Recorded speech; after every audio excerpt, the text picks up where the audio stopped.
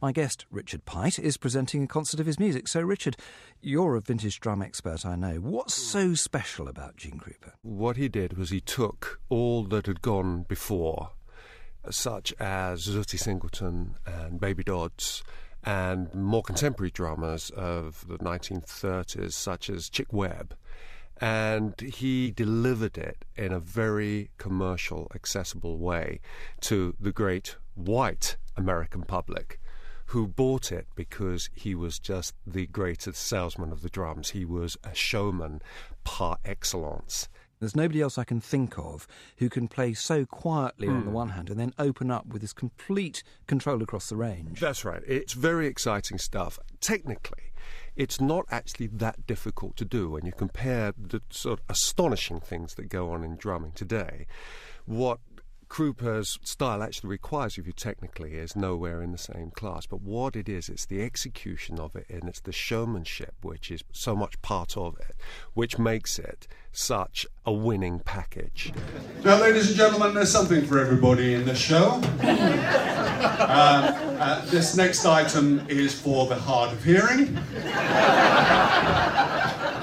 because there is a rather strong visual element to the next part. Now, how many tuba players does it take to change a light bulb? The answer is 4.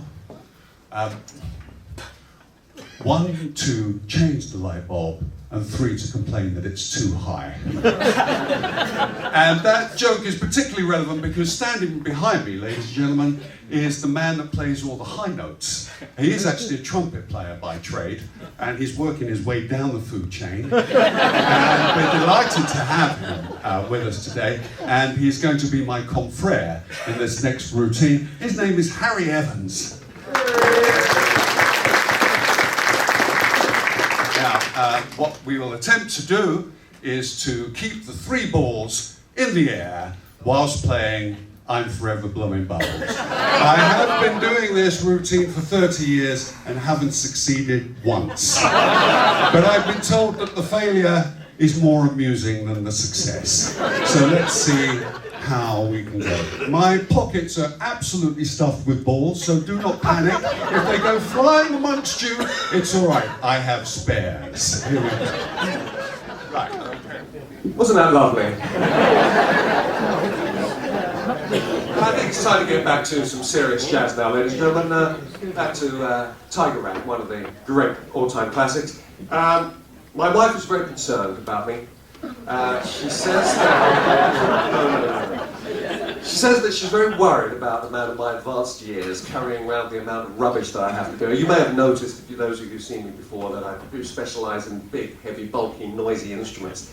And she has suggested that I downsize. So, in an experiment to try and fulfil that duty, I'd now like to perform for you Tiger Rag on a selection of instruments. 2 of them I'll show you before we actually begin. I don't know if any of you have seen one of these before. It's actually not available in this country. I had to import this from Holland, and it's a nose flute. And it's a lovely sound. Anything's a nice sound after the theremin. And I also discovered that this actually is an instrument with which the men of Hawaiian Islands woo their women. And that was delightful to know, because with the size of my nose, I could have probably done quite well with the women. But have a listen to it.